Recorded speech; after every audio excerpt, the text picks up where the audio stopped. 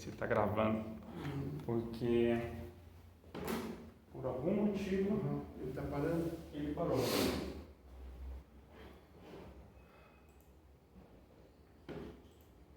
Ok. Tá indo. Cara, quando isso parar, você... Eu nem olhei, cara, nem prestei atenção. De boa. Estava concentrado.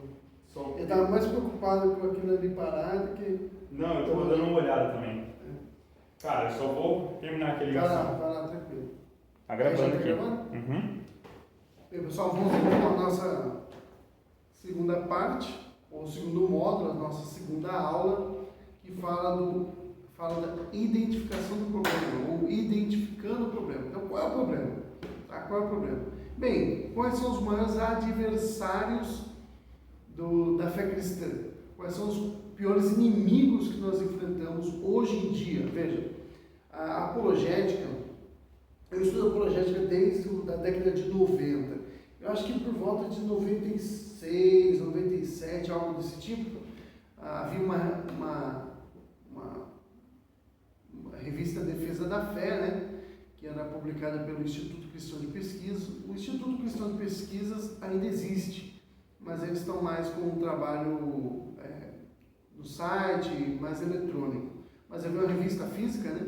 E quando eu comecei a ler a revista, naquela época eu fiquei maravilhado, né, por aquele material, comecei a estudar bastante, tinha bastante interesse naquele material, estudei por anos, eu li as matérias da Defesa da Fé, do ICP, né? Fiz o curso de apologética pelo ICP, e naquela época a ênfase da apologética estava final da década de 90, início dos anos 2000, estava nas seitas heresias, né? Aquele pessoal que de manhãzinha no domingo, vocês estão entendendo o que eu estou falando, né? Batia na palma na porta da sua casa, né? Testemunhas de Jeová, Adventistas do Sétimo Dia, Mormons, esse pessoal, a ênfase da Defesa da Fé estava nesse grupo, e esse era importante, tá? Foi um serviço muito importante. Espiritismo, kardecista, e eu estudei muito a respeito dessas coisas naquela época, mas hoje, esses, embora continuem sendo inimigos da nossa fé, eles continuam batendo palma na porta da sua casa de manhãzinha, né? E é preocupante porque às vezes a mãe não quer atender, né? O pai não quer atender, manda um filho lá, vai lá, filho, fala com ele lá e tal, e aí a criança, o menos preparado é o que vai enviado lá, às vezes não, né? Às vezes talvez seja o mais preparado, mas que normalmente deveríamos estar poupando, protegendo, é aquele que é enviado lá para a cova dos leões, né? Para a boca dos leões lá, enfrentar aquele tipo de coisa, aquele tipo de heresia, e eles vão tentar perverter a mente do seu filho, né? A sua mente, se você é um adolescente, ou enfim, qualquer um, né? Esse grupo ainda é um grupo que a gente tem que estar de olho nesse e outros grupos, mas hoje eles não são o principal adversário da fé cristã. Quem são então os principais adversários da fé cristã? Eu elenquei 3, tá? Eles estão unidos, intrinsecamente unidos, mas eles são, a gente pode distingui-los ali embora eles sejam colaborativos entre eles, mas a gente pode distinguir esses 3 grupos. O primeiro deles é o ateísmo, e eu vou falar um pouquinho dele. O segundo é o marxismo, e o terceiro, o evolucionismo darwinista. O darwinista porque o Darwin é o mais famoso do grupo dos evolucionistas, embora não seja o único, tá bom? Então nós vamos falar um pouquinho de cada um deles. Qual é a força desses grupos, tá bom? Nós vamos falar de cada um deles de forma separada, embora eles, como eu disse, estão unidos. Qual é a força por que esses 3 aí são tão fortes? Porque diferente daqueles outros grupos que batem palma na porta da sua casa no domingo pela manhã ou no sábado pela manhã, esses 3 grupos eles têm uma difusão muito maior. Eles estão na televisão, eles estão na sala de aula, eles estão na cultura, eles têm a impressão de que esses 3 aqui são muito inteligentinhos, né? Não, esse termo não é muito meu, mas eu quero empregá-lo agora. Eles têm uma aparência de inteligência, Parece ser sofisticado ser ateu, parece ser sofisticado ser marxista ou evolucionista, né? Eles estão na televisão, então eles estão, portanto, na internet. Tem muita gente que não assiste, como eu não assisto TV aberta, mas embora a TV ainda seja muito presente, esses dias eu fiquei chocado com... Eu estava num shopping da minha cidade, e aí, com todo o distanciamento, nós estamos ainda na época do Covid, e sentado à distância, tiramos a máscara para comer, né, porque aí você pode. E aí estávamos ali, e a distância de, sei lá, 3 metros de onde eu estava com a minha família, havia um grupo de pessoas conversando seriamente, se é que é possível isso, séria, uma conversa séria, uma discussão muito séria sobre Big Brother Brasil.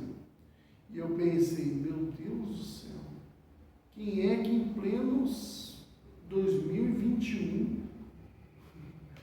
quem é que em pleno século XXI, ano de 2021, assiste Big Brother Brasil? Mas tem gente que assiste, por incrível que pareça. Então tem gente que assiste TV aberta. E o ateísmo, o marxismo e o evolucionismo, você está exposto e está em contato com eles o tempo todo. Eles são difundidos pela televisão, tá? Pela TV aberta, pela TV fechada, nas séries que você gosta de assistir. Tem linguagens ali, você não está percebendo, mas quantas séries existem que tratam da questão da religião como se fosse uma bobagem? Olha, não tem nada do outro lado, não existe propósito, não existe céu, não existe nada. Eles apresentam o cristão como se fosse alguém ou boboca, ou né, tolo, ou brutal, brusco, tosco, né? Um bronco, ou eles apresentam ele como um enganador, uma fraude hipócrita, que finge uma moralidade, mas na verdade por trás ele adultera, ele é homossexual e outras coisas mais. Então é sempre mostrado como se fosse um ridículo, a tentativa de ridicularizar a nossa fé, ridicularizar o cristianismo. Então você vê isso no stream, você vê isso na TV fechada, você vê nas séries que você gosta de assistir, você vê nos filmes, você vê isso na escola, você vê isso na internet, nos youtubers que você assiste, no instagramers que você gosta, enfim, no Facebook você vê no Instagram, você vê nas redes sociais, no seu WhatsApp e tal, você vê essas coisas todas sendo difundidas, seus amigos difundem essas coisas, tá? Você está em contato com elas o tempo todo e ela vem de diversas formas, ela está no seu livro escolar, seu professor está falando disso, e o seu professor parece, às vezes, é um cara legal, né? É um cara gente boa, bacana, ele sabe das coisas, manja do conteúdo ali, manja da vida, né? Parece que ele se importa com você, sua família não se importa com você, mas o seu professor se importa. Essa é a impressão que você tem, bom? A impressão que você tem, porque o seu professor não precisa lidar com você na vida real, tá? Ele não precisa lidar com você, com os seus problemas reais. Ele ouve o seu problema ali, te dá um conselho que parece ser um conselho bom, e você gosta dele, né? Você acha ele legal, super legal. E normalmente os mais legais são aqueles que apresentam essas coisas todas.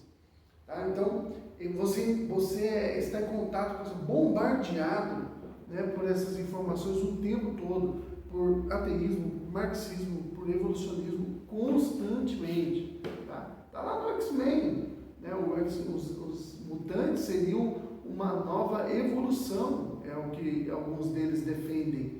Magneto, por exemplo, defende isso, né? E seriam os mais, ou seja, é a etapa normal, né? A evolução. Então, olha só, a evolução sendo ensinada aí por esses meios, tá? Então, por isso que esses 3 grupos são hoje os mais perigosos, tá? Quanto os outros, você ainda tem uma certa... Eles são esquisitos, eles são estranhos, mas os ateus, os marxistas, os evolucionistas, eles têm uma aparência de se vestem legal, eles são arrojados, né? Eles são simpáticos, estão na televisão. Quando esses sectários aparecem por aí, batendo na sua porta, eles são vistos como um negócio estranho, né? Esquisito. Eles são ridicularizados, inclusive, por esses meios que eu mencionei. Mas esses três não. Esses três, eles são sempre apresentados como a última moda, a coisa mais, aquilo que está no alto, né? no auge. E aí você quer estar no auge, você quer estar entre os populares, e essas coisas, elas são perigosas por conta disso, tá? Mas vamos ver cada uma dessas aqui. Bem, o ateísmo. Antes de mais tudo, a gente precisa compreender o que significa o ateísmo. O que seria ateísmo? Bom, etimologicamente, ou seja, na origem da palavra, etimologia é a origem, tá? Na origem da palavra, a palavra ateísmo vem de duas palavras gregas, tá? A partícula a, que em grego, e também para português também, né? Em algumas palavras o a ele tem a condição de negativa, né? De não. A partícula a é não. E theos, né? De teísmo, que seria o Deus, né? Então, não Deus. Uma tradução direta, né? Seria não Deus. Ou seja, o ateísmo é uma ideologia que defende a inexistência de Deus. Mas nem sempre foi assim, tá bom? Nem sempre foi assim. Essa é a origem etimológica da palavra, mas nem sempre o ateísmo significou um abandono, um rompimento completamente com qualquer tipo de religião. No mundo antigo, por exemplo, o ateu ele poderia ser simplesmente alguém que não acredita na mesma coisa que você. Então, se você é um romano, né, vivendo lá no primeiro século, um cristão ele seria um ateu para você. Por quê? Porque o cristão ele não acredita num Deus que você pode ver. Né? E para o romano e para os homens antigos, lá do mundo antigo, isso era inconcebível. Você acreditar num Deus que você não tem uma estátua dele, uma imagem dele. Como crer em algo que você não consegue ver? Né? O cristão acreditava num Deus que você não vê, o Deus invisível. Você não tem representação física dele, inclusive é proibido fazer a representação física de Deus, não se pode fazer, não é que não é aconselhável fazer ou que não precisa, é proibido fazer. O cristão também ele não reconhecia Roma e o imperador como sendo uma divindade, e isso era extremamente importante para o romano. Por quê? Porque fazia parte da obediência ao Estado romano você reverenciar a cidade de Roma e o imperador, inicialmente, né, os imperadores mortos, e alguns imperadores chegaram inclusive a exigir a adoração em vida, e os cristãos não aceitavam esse tipo de coisa, por isso eles eram considerados ateus. Por incrível que pareça, os cristãos já foram considerados ateus, porque eles não acreditavam no Deus oficial. Eu estou dando exemplo do cristianismo, mas eu poderia dar outros exemplos. Por exemplo, na Grécia Antiga, e aí eu estou falando por volta de 400 anos antes de Cristo, 2400, portanto, então, 2400 anos atrás, Sócrates, que foi um dos principais filósofos, mestre de Platão, né? O Platão foi discípulo de Sócrates, aí tem toda uma discussão se Sócrates existiu ou não, essa que eu acho uma discussão boba, ele não escreveu nada, isso não quer dizer nada, porque meu avô também não escreveu nada, e não quer dizer que ele não tenha existido, tá? Não há indícios que ele tenha existido, não existem indícios que o meu tataravô tenha existido também, e nem por isso ele deixou de existir, tá bom? Sócrates diz que ele existe, não tem por que a gente não acreditar que isso seja verdade, mas tem toda uma discussão por volta, filósofos dizem que ele existiu, outros dizem que ele não existiu, mas de qualquer forma, se você for ler o que Platão escreve a respeito de Sócrates, você vai ver que existem, e eu já li, o relato do julgamento de Sócrates e da condenação de Sócrates. E o Sócrates ele foi condenado por ser ateu, por incrível que pareça. Mas o Sócrates, se você for ler as coisas que ele escreveu, aquilo que pelo menos que o Platão escreveu sobre ele, né? Porque ele não escreveu nada, mas se você for ler o que Platão escreveu sobre Sócrates, você vai ver que o Sócrates ele acreditava em Deus, sim. É que ele não acreditava nos deuses atenienses, nos deuses gregos, porque ele achava que tudo que havia nos deuses ali, os deuses gregos, eles eram Zeus, né? Enfim, Afrodite, Hélio, Hélio é o nome romano do deus, agora fugiu o nome do Hermes, lembrei. Hermes e todos outros, né, todo aquele panteão, né, duas palavras gregas também, pan é totalidade, né, e teão de Teos, aquele todo panteão grego, você ao ler ou ao ouvir, né, as histórias, porque também por muitos anos elas não estavam escritas, esse é um problema, você tem muitas versões dessa história, porque elas não eram escritas, elas eram contadas apenas, mas quando você ouvia as histórias dos deuses, eles eram iracundos, né? Eles eram mentirosos, traidores, adúlteros. Então, tudo de ruim, aquilo que o ser humano olha e fala, olha, isso é coisa que nós não devemos fazer, aquilo que até o próprio ser humano entende por desaconselhável, era encontrado nos deuses gregos. Então, o Sócrates ele fala, olha, e ele não é o único que fala isso. Tem um outro filósofo chamado Xenófanes, que trata dessa questão. Ele vai falar assim, olha, não dá esses atributos que nós temos, essa nossa moralidade que exige o correto, principalmente os gregos que se preocupavam com isso, né? Com fazer a coisa certa, com o belo, com aquilo que é harmonioso. Isso não poderia ter sido criado por um Deus mentiroso, por um Deus falho, por um Deus que engana, que passa a perna, que trai, né? Isso não poderia ter sido. Você precisa de um Deus maior, um Deus que seja muitíssimo elevado em relação a esses deuses. Bom, Sócrates não sabia, mas o Deus que ele estava apontando era o Deus cristão, né? Ele não sabia disso. O cristianismo existiria muito tempo depois. Os judeus acreditavam nisso, mas não há por que nós imaginarmos que Sócrates tenha entrado em contato com os judeus, ou que ele tenha assimilado a fé judaica. E o que o Sócrates está vendo ali, o que ele está identificando como o Deus necessário, é aquilo que nós cremos, nós cristãos cremos. Mas como foi que os gregos interpretaram aquele discurso do Sócrates como um discurso ateu, né? Ele não cria nos deuses do Estado, ele estava inventando deuses novos, né? Trazendo, na acusação dele, né? Trazendo práticas incomuns, ele estava trazendo uma nova moralidade ali para a região, e isso foi suficiente para que ele fosse condenado à morte. Então, esse conceito de ateísmo, essa concepção de ateísmo, ela mudou muito durante a história. Tá? É importante você ter isso em mente. Por quê? Porque muitos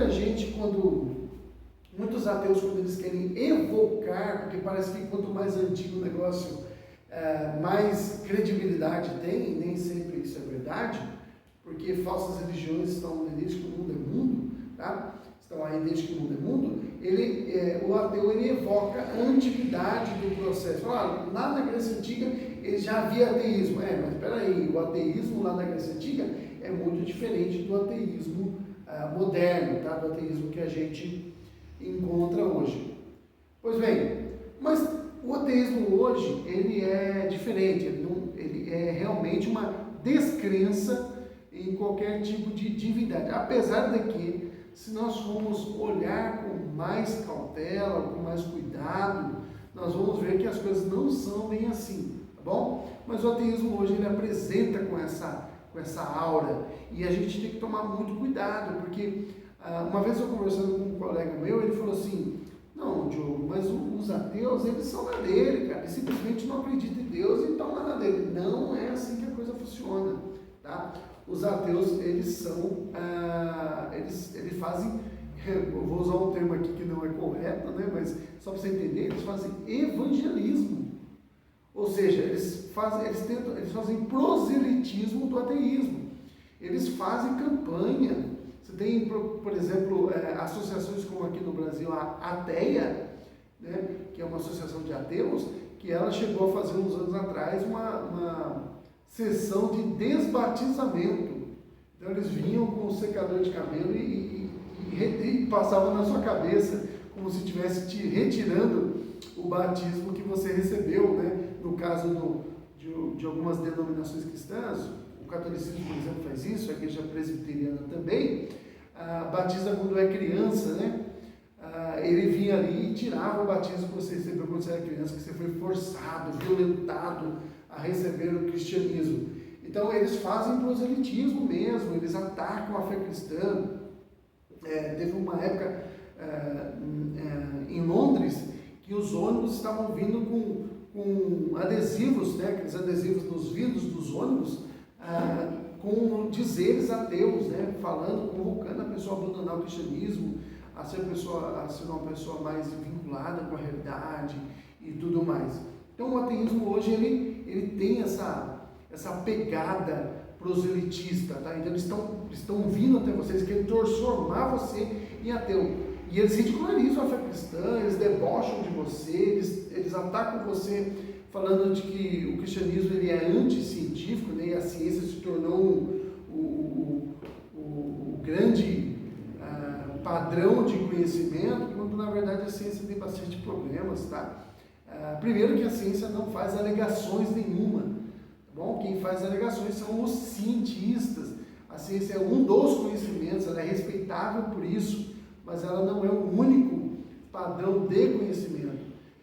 E eles também ignoram que os primeiros cientistas eram cristãos, tá? Então Gregor Mendel, o pai da genética, mesmo sem saber, quando ele estava lá pegando ervilhas e fazendo experiência com ervilhas, ele estava desenvolvendo ciência, tá? E o que dizer, por exemplo, do decodificador, do chefe de pesquisas do genoma humano, que era o líder daquele grupo de pessoas que estavam pegando o DNA e estavam decodificando o DNA para descobrir o que era o DNA humano. E o líder do grupo, ele era um cristão.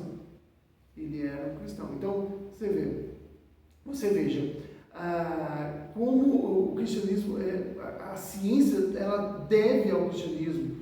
As universidades surgiram no seio cristão, tá? Os cristãos sempre favoreceram o surgimento da ciência. Haviam cristãos obscurantistas? Sim, como há tanta gente por aí. Tá bom? Aqui, inclusive, não tem fé. Inclusive, muito do que a gente entende por ciência hoje, talvez daqui a alguns anos, seja tido como anticientífico. Isso não é tão incomum. Tá? Eu sou professor de história, como eu já disse para vocês, e eu vejo muito das coisas que os cientistas acreditavam no século XIX, início do século XX, hoje a gente olha e fala, não, isso nem é ciência, isso é cientificismo. Mas os cientistas do século XIX falavam que era ciência.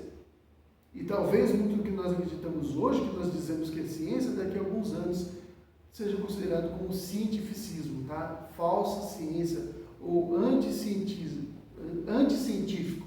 Pois bem, hoje em dia nós temos 4 caras que são extremamente importantes aí no que diz respeito ao ateísmo, tá? São aqueles que nós chamamos os 4 cavaleiros do ateísmo. Eles são, anotei o nome deles aqui, para que eu não me esqueça. São eles o Richard Dawkins, né, que eu já falei para vocês, o Daniel Dennett, o Sam Harris e o Christopher Hitchens. Tá? Tem inclusive um debate muito famoso do Christopher Hitchens com o William Lane Craig. Vale muito a pena você assistir. O Craig ele demonstra como que tem muitas coisas que a ciência não consegue explicar, né? Inclusive o próprio método científico ele não é cientificamente explicável. Então você tem aí algumas coisas, umas coisas bastante legais, hein? E o Hitchens, ele fica sem palavras, né? Então você vê, puxa, o cristianismo tem coisa muito boa, tem coisa muito boa. Nós cristãos, nós temos resposta para todas essas coisas. Nós sabemos mais, a verdade é essa. Nós estamos com a verdade, tá bom? É isso que você precisa ter em mente. Nós estamos com a verdade.